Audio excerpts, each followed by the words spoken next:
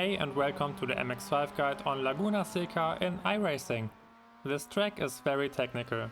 You will need to drive at the limit to get the best out of the car, and in addition to that, the track times here will vary a lot depending on the conditions of your session and the state of your tires. It's easy to be a few seconds off, don't get discouraged and keep pushing. You can find all lap files on the community Discord, which is linked in the description down below. I've also launched my coaching service now, so check it out if you are looking for additional help. It's linked on Discord and in the description as well.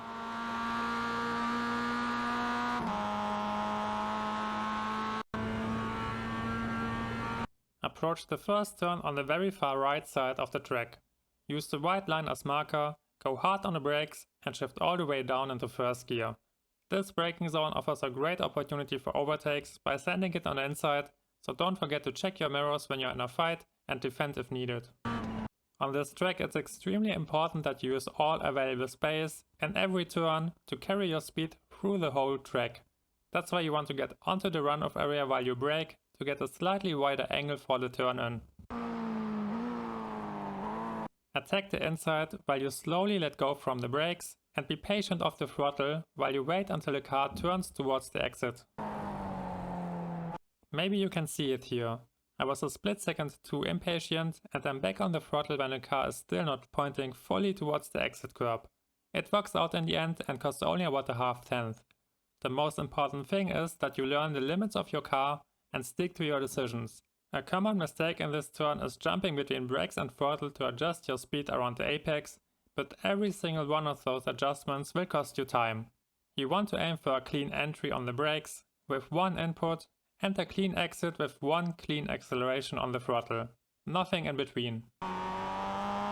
Ideally you want to exit on the curb. The distance you see here is the half tenth I talked about.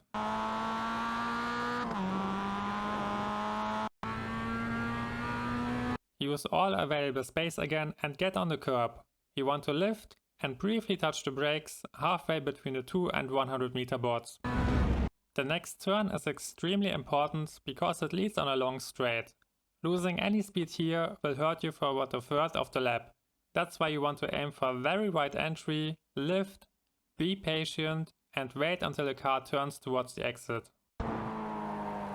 Be aggressive on the throttle once you know you will hit the exit and try to avoid the raised curb. You might get away with touching it, but fully attacking it can cause a spin.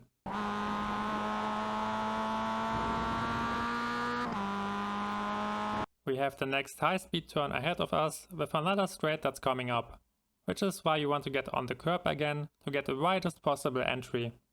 Lift when you reach the end of the curb, turn in and aim for a smooth line around the red curb again.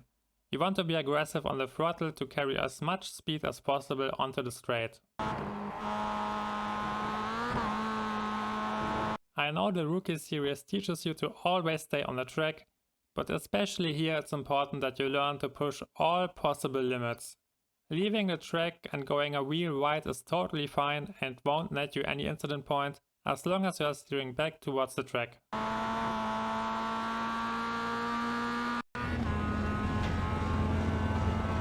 Get on the curb, position the car on the right edge of the track and hit the brakes when you pass the white line. The turn goes uphill, which is why you don't want to slow down too much. Only just enough to make the downshift into second gear. Attack the inside and most importantly, be back on the throttle before you pass the red curb. You want to carry as much speed as possible up the hill. That's also the reason why you want to make the downshift into second gear. Because the lower gear puts the engine into higher RPMs, which allows you to get more power onto the track.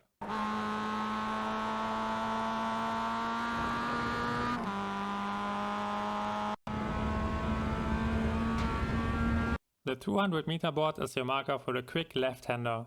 You want to lift and be ready on the brakes just in case you need to adjust your speed for the entry. Stay in third gear and aim for the inside. I can't stress it enough, use all available space. You want to be right on the edge of the curb when you turn in.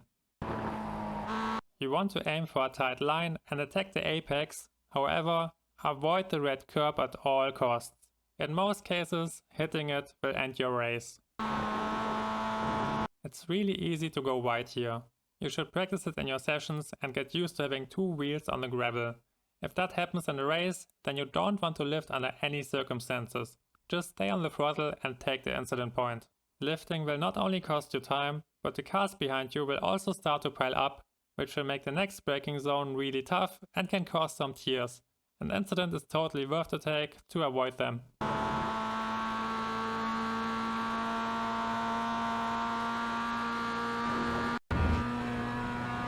Hit the brakes when you reach the 300 meter board on top of the hill and stick to the right side of the track. You want to stick to the right while braking to get a nice entry into the downhill right-hander and shift all the way down into first gear. Aim for the entry curb, attack it, and keep one very important trick in mind. You want to lift and be completely off the throttle while you turn towards the curb and rotate the car towards the exit. When you stay on the brakes, your car will understeer, you won't make the exit, hit the gravel and possibly get a slowdown penalty. When you are too early on the throttle, your rear will get loose and you will spin. Staying completely away from both pedals is the most consistent way to get the car into the entry and set it up for the exit.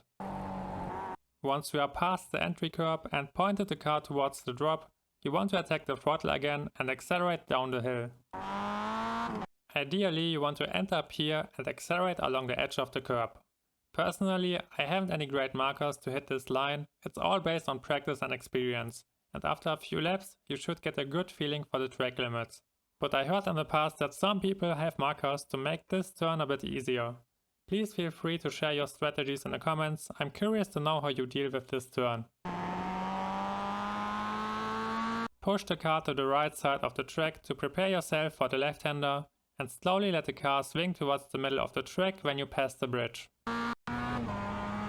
It's hard to see, but there's a sharp drop in the track where the curb on the left side bends. You can abuse this drop to get a clean and quick entry into the upcoming left-hander. Simply keep the car in the center of the track and lift briefly when you pass the hole in the barrier on the left. Lifting while turning in will make your rear come around, and when you hit the perfect spot of the drop, you will get some additional rotation into the car. It's really hard to describe, it's one of those details on this track which you have to practice a lot to master them. Attack the inside and be smooth on the throttle. You want to accelerate just enough to hit this turn and make the exit.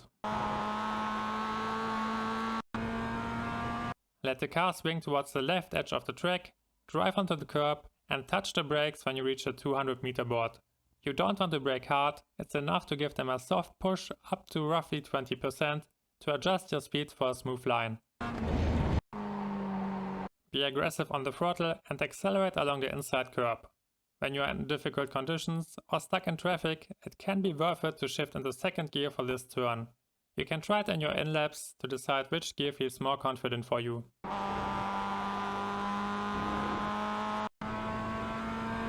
Position the car on the outside curb again and use the 200 meter board as marker for braking.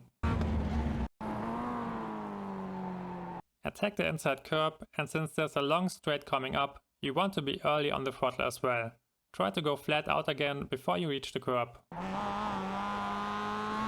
The track limits changed a few seasons ago here. You can now use the green AstroTurf on the exit without receiving an incident point.